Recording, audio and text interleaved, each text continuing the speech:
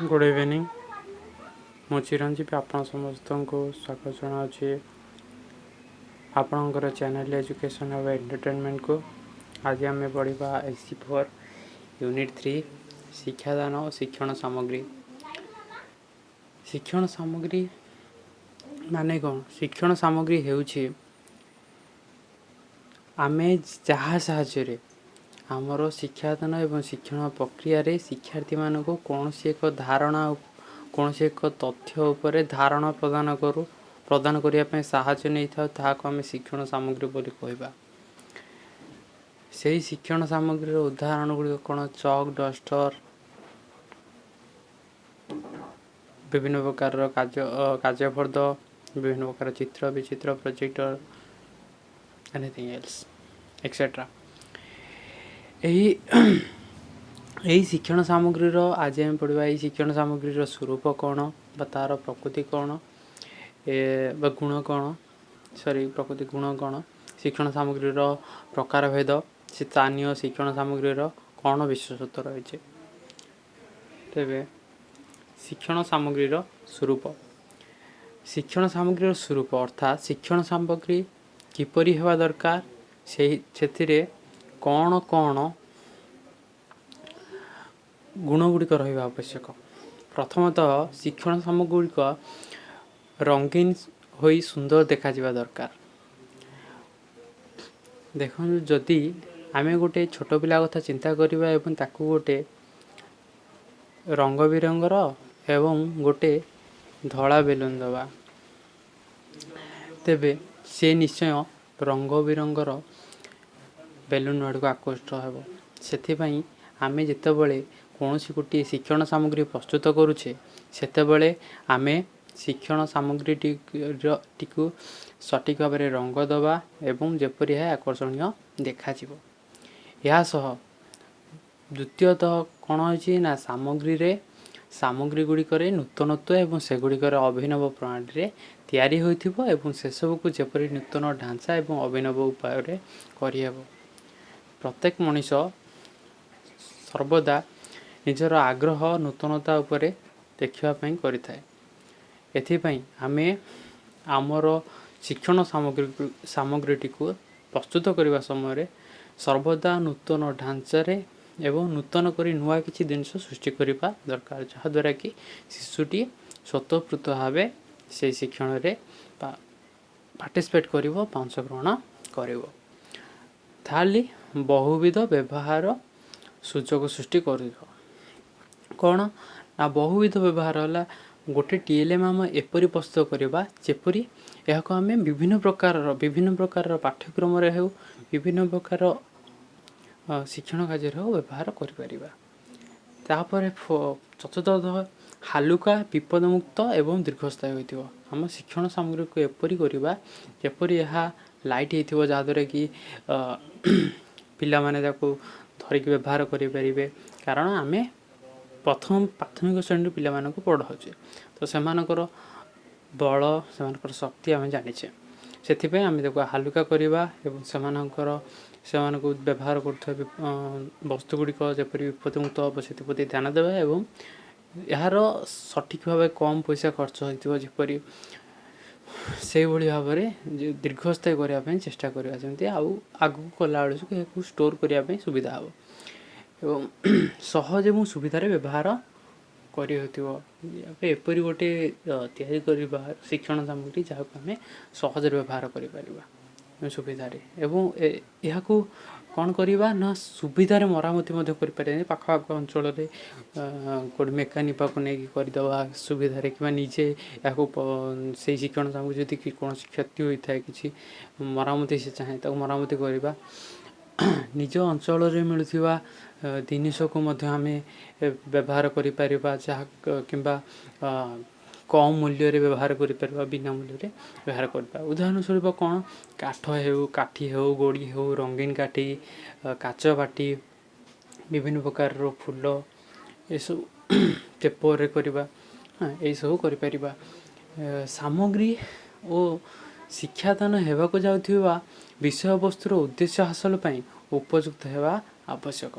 ମାନେ ଆମେ ଯାହା ବି ଶିକ୍ଷଣ ସାମଗ୍ରୀ ପ୍ରସ୍ତୁତ କରୁଛେ ତାହା ଏପରି ହେବା ଦରକାର ଯେପରି ଯାହା ଆମେ ମୁଖ୍ୟ ଉଦ୍ଦେଶ୍ୟ ବାଛିଛେ, ଯେଉଁ ଦକ୍ଷତା ଆମେ ପିଲାମାନଙ୍କୁ ଦେବାକୁ ଚାହୁଁଛେ, ସେଇ ଦକ୍ଷତା ଯେପରି ପିଲା ପାଖରେ ପହଞ୍ଚିବ ବା ପହଞ୍ଚିବାରେ ସାହାଯ୍ୟ କରିବ, ସେପରି ଭାବରେ ଆମେ ଶିକ୍ଷଣ ସାମଗ୍ରୀ ପ୍ରସ୍ତୁତ କରିବା। ଶିକ୍ଷଣ ସାମଗ୍ରୀ ଗୁଡ଼ିକର ଚିତ୍ର ଗତିଶୀଳ ହେବା ଆବଶ୍ୟକ। ଶିକ୍ଷଣ ସାମଗ୍ରୀ ଆମକୁ ବିଭିନ୍ନ ପ୍ରକାର ଚିତ୍ର ମାଧ୍ୟମରେ ଶିକ୍ଷଣ ସାମଗ୍ରୀ କରିଥାଉ, ପିଲାମାନଙ୍କୁ ବୁଝେଇଥାଉ। ଏହି ଚିତ୍ର ଗୁଡ଼ିକ ଯେତେବେଳେ ଆମେ କରିଥାଉ କିଛି ଗତିଶୀଳ କରିବା, ଯାହା ପିଲାମାନଙ୍କୁ ଆଉ ଟିକେ ଆକୃଷ୍ଟ କରିବ। ଯେପରି କୁକୁରଟି ଦୌଡ଼ୁଥିବାର ଚିତ୍ର, କୁକୁରଟି ସାଇକେଲରେ ଯାଉଥିବାର ଚିତ୍ର, ଏହା ପିଲାମାନଙ୍କୁ ଅଧିକ ଆନନ୍ଦ ପ୍ରଦାନ କରିଥାଏ। ତାପରେ ପଢ଼ିବା ବିଭିନ୍ନ ପ୍ରକାରର ଶିକ୍ଷଣ ସାମଗ୍ରୀ। ଶିକ୍ଷଣ ସାମଗ୍ରୀ ଇନ୍ଦ୍ରିୟ ବିଶେଷ କରି କାନ ଓ ଆଖିର ବ୍ୟବହାର ଦୃଷ୍ଟିରୁ ଶିକ୍ଷଣ ସାମଗ୍ରୀକୁ 3 ଭାଗରେ ବିଭକ୍ତ କରାଯାଇଛି। ତେବେ କ'ଣ ନା ଶ୍ରାବ୍ୟ, ଦୃଶ୍ୟ ଏବଂ ଦୃଶ୍ୟ ଶ୍ରାବ୍ୟ। ତେବେ ଶ୍ରାବ୍ୟ ଉପକରଣ କ'ଣ ନା ଶ୍ରାବ୍ୟ ଉପକରଣ ହେଉଛି ଯେଉଁଟାକୁ ଆମେ ଶୁଣୁ, ଯାହାଦ୍ୱାରା କ'ଣ ନା ଆମର କର୍ଣ୍ଣ ଇନ୍ଦ୍ରିୟ ହିଁ ବ୍ୟବହାର କରାଯାଇଥାଏ। ଯେପରି ଶିକ୍ଷକଙ୍କର ବାର୍ତ୍ତାଳାପ ହେଉ, ଆମର କ'ଣ ନା ଅଡ଼ିଓ ଟ୍ୟାପ୍ ହେଉ, ରେଡ଼ିଓ ହେଉ, ଆଉ କ'ଣ ମୋବାଇଲ ବି ହେଉ, ଏସବୁ ଆମର ଯାଉଛି ଶ୍ରାବ୍ୟ ଉପକରଣରେ। ଦୃଶ୍ୟ ଉପକରଣ କ'ଣ ନା ଭିଜୁଆଲ୍ ପ୍ରିଣ୍ଟ ହେଉ, ପାଠ୍ୟପୁସ୍ତକ ହେଉ, ରିଟେନ୍ ମାଟେରିଆଲ୍ ହେଉ, ମଡ଼େଲ୍ ହେଉ, ଚାର୍ଟ ହେଉ, ପିକ୍ଚର୍ ହେଉ, କିମ୍ବା ଆମର ବିଭିନ୍ନ ପ୍ରକାରର କ'ଣ ପ୍ରୋଜେକ୍ଟର ମାଧ୍ୟମରେ ସ୍ଲାଇଡ଼୍ ଦେଖାଇବା, ଏସବୁ। ଏହାଦ୍ୱାରା ଆମର କେଉଁ ଇନ୍ଦ୍ରିୟ ବ୍ୟବହାର ହେଉଛି ନା ଆମର ଆଖି ଇନ୍ଦ୍ରିୟ ବ୍ୟବହାର ହେଉଛି। ତେବେ ଦୃଶ୍ୟ ଶ୍ରାବ୍ୟ ଉପକରଣ ମାନେ ଏଠାରେ ଉଭୟ ଆଖି ଏବଂ କାନ ଇନ୍ଦ୍ରିୟରେ ବ୍ୟବହାର କରାଯାଇଥାଏ, ଯାହାକୁ ଆମେ ଦେଖିଥାଉ ଏବଂ ଶୁଣିଥାଉ। ସେଗୁଡ଼ିକ ହେଲା କ'ଣ video cassette, TV, mobile,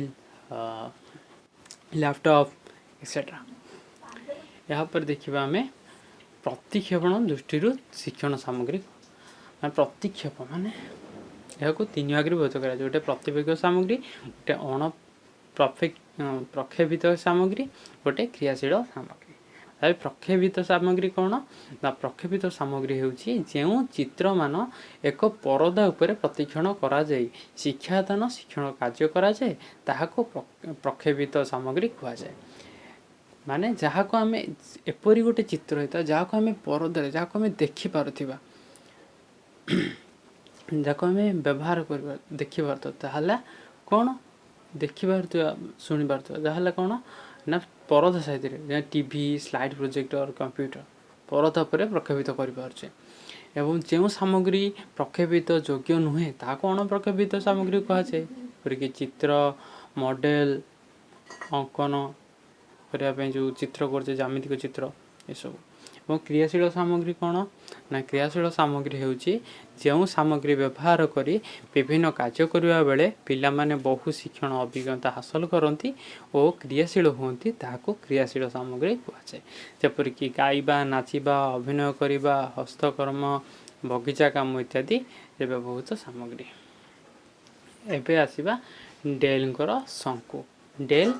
ଏଡଗାର Dell କ'ଣ କହିଛନ୍ତି ଜାଣିବା।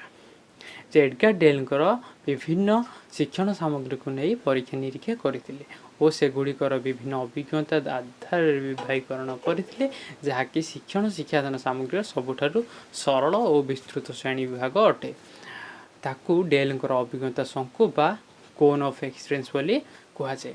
ଏହି ଶଙ୍କୁ ଶିକ୍ଷାର୍ଥୀମାନଙ୍କର ଫଳପ୍ରଦ ଶିକ୍ଷଣ ଉପରେ ବିଭିନ୍ନ ସାମଗ୍ରୀର ପ୍ରଭାବର ଏକ ତୁଳନାତ୍ମକ ଚିତ୍ରର ସୂଚନା ଦିଏ। ଏଡଗାର ଡେଲ୍ କ'ଣ କରିଥିଲେ ନା ପ୍ରତ୍ୟେକ ଶିକ୍ଷଣ ସାମଗ୍ରୀ ଗୁଡ଼ିକ ଅଛି, ତାକୁ ସେହି ସାମଗ୍ରୀ ଗୁଡ଼ିକର ପିଲାମାନଙ୍କ ଉପରେ କ'ଣ ପ୍ରଭାବ ଅଛି ତାହାକୁ ସେ ପରୀକ୍ଷା କରିଥିଲେ ଏବଂ ପରୀକ୍ଷା କରି ସିଏ ଗୋଟେ ଚିତ୍ରରେ ଆକାରରେ ପ୍ରକାଶ କରିଛନ୍ତି। ସେ ଚିତ୍ରରେ କ'ଣ ଦେଖିବା, ଫାଷ୍ଟ ଏଇ ଯେଉଁ ଚିତ୍ରଟି ଅଛି ମୌଖିକ ସଂକେତ ହେଉଛି ସବୁଠାରୁ କମ୍ ପ୍ରଭାବ ପକାଇଥାଏ ପିଲାଙ୍କ ଉପରେ। ତାପରେ ଅଛି ଦୃଶ୍ୟ ସଂକେତ କ'ଣ ନା କୌଣସି ଗୋଟେ ଚିତ୍ର ଦେଖେଇବା, ଏସବୁ।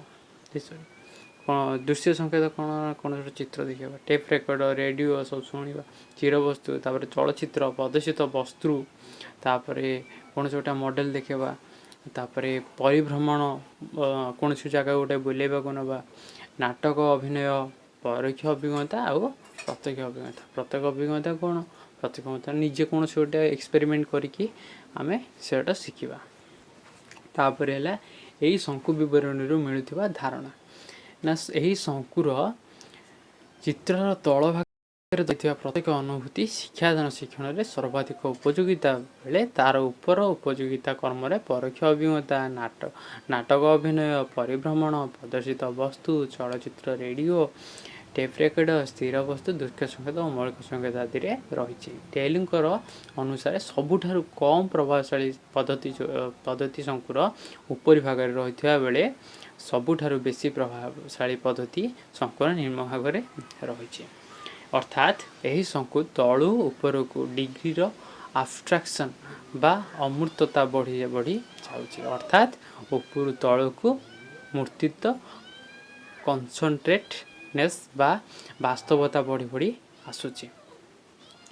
ଶଙ୍କୁର ତଳୁ ଉପରକୁ ମୃତରୁ ଅମୂର୍ତ୍ତ, ବାସ୍ତବରୁ ଅବାସ୍ତବ, ପ୍ରତ୍ୟକ୍ଷରୁ ପରୋକ୍ଷ ଆଡ଼କୁ ଗତି କରୁଛି। ଡେଲଙ୍କ ଅନୁସାରେ କ୍ରିୟାଶୀଳ ଶିକ୍ଷଣ ଅଧିକ ଫଳପ୍ରଦ ହୋଇଥାଏ। ତେଣୁ ଶିକ୍ଷକ ଶ୍ରେଣୀ କାର୍ଯ୍ୟ ସମୟରେ ପ୍ରତ୍ୟକ୍ଷ ଅନୁଭୂତିକୁ ବେଶୀ ପ୍ରାଧାନ୍ୟ ଦେବା ଉଚିତ। ପୁଣି ଯେହେତୁ ବେଳେବେଳେ ପ୍ରତ୍ୟେକ ଅଭିଜ୍ଞତା ସୃଷ୍ଟି କରିବା ସମ୍ଭବ ନୁହେଁ, ତେଣୁ ଶିକ୍ଷକ କ'ଣ କରନ୍ତି ନା ଶ୍ରେଣୀଗୃହରେ ଶିକ୍ଷାଦାନ ପାଇଁ ପିଲାମାନଙ୍କ ଦ୍ୱାରା ପ୍ରତ୍ୟକ୍ଷ ଭାବରେ ବ୍ୟବହୃତ ଶିକ୍ଷଣ ସାମଗ୍ରୀର ବ୍ୟବହାର କରିବା ଆବଶ୍ୟକ। ଆମେ ଯେତେବେଳେ ବି କୌଣସି ଗୋଟେ କାର୍ଯ୍ୟ କରୁଛେ ସେଥିପାଇଁ ଯେ ପ୍ରତ୍ୟକ୍ଷ ଭାବରେ ପିଲାମାନଙ୍କୁ ସେଥିରେ ସଂଯୁକ୍ତ କରିବା, କିନ୍ତୁ ପ୍ରତ୍ୟକ୍ଷ ଭାବରେ କୌଣସି ଅଭିଜ୍ଞତା ଆମେ ତାଙ୍କୁ ଦେଇପାରିବାନି। ସେଥିପାଇଁ ଆମେ କ'ଣ କରିବା, କୌଣସି ଗୋଟେ ଶିକ୍ଷଣ ସାମଗ୍ରୀର ବ୍ୟବହାର କରିବା, ଯାହାକି ମଡ଼େଲ ହେଉ ଅନ୍ୟ କୌଣସି ଚିତ୍ର କରି ତାଙ୍କୁ ବାସ୍ତବ ସାମଗ୍ରୀ ଦେବା, ICTର ବ୍ୟବହାର ବି କରିପାରିବା। ତେଣୁ କୌଣସି ଗୋଟିଏ ପ୍ରକାରର ସାମଗ୍ରୀ ଶିକ୍ଷାଦାନ ବା ଶିକ୍ଷଣ ପାଇଁ ସର୍ବୋତ୍କୃଷ୍ଟ ବୋଲି ବିଚାର କରିବା ଉଚିତ ହେବ ନାହିଁ। ବିଭିନ୍ନ ଶିକ୍ଷାଦାନ ଶିକ୍ଷଣ ପରିସ୍ଥିତିରେ ଶିକ୍ଷଣକୁ ଉନ୍ନତି କରିବା ପାଇଁ ଉପଯୁକ୍ତ ସାମଗ୍ରୀର ପ୍ରୟୋଗ କରିବା ଆବଶ୍ୟକ। ଏହାପରେ ହେଲା ସ୍ଥାନୀୟ ସାମଗ୍ରୀର ବିଶେଷତ୍ୱ। ଆପଣମାନେ ଜାଣିଥିବେ ସ୍ଥାନୀୟ ସାମଗ୍ରୀର ବିଶେଷତ୍ୱ କ'ଣ? ନା ପିଲାଟି ଯେତେବେଳେ ଜନ୍ମ ହୁଏ ତାର ପରିବେଶରେ ସେ ଯେଉଁ ସବୁ ଜିନିଷ ଦେଖେ ତା ପ୍ରତି ପିଲାଟିର କ'ଣ ହୋଇଥାଏ ନା ଆକୃଷ୍ଟ ବଢ଼ିଥାଏ। ସେ ସେହି ବସ୍ତୁ ଗୁଡ଼ିକୁ ଚିହ୍ନଟ କରିବା ପାଇଁ ଅତି ଶୀଘ୍ର ଚିହ୍ନଟ କରିଥାଏ ଏବଂ ଚିହ୍ନଟ ଅଭିଜ୍ଞତା ହାସଲ କରିପାରେ। ସପୋଜ ଗୋଟେ ଟଗର ଗଛ ସେ ଦେଖିଛି, କିନ୍ତୁ ସେ ଫୁଲର ନାଁ ଜାଣିନି। ଯେତେବେଳେ ଆମେ ସେଇ ଫୁଲଟାକୁ ଟଗର ଫୁଲ ବୋଲି କହିବା, ସେ ସେଇଟାକୁ ହଠାତ୍ ଗ୍ରହଣ କରିବ ଏବଂ ଚିହ୍ନି ପାରିବ। ଏଭଳି ଭାବରେ ଧନ୍ୟବାଦ ଶେଷ ପର୍ଯ୍ୟନ୍ତ ଶୁଣିଥିବାରୁ।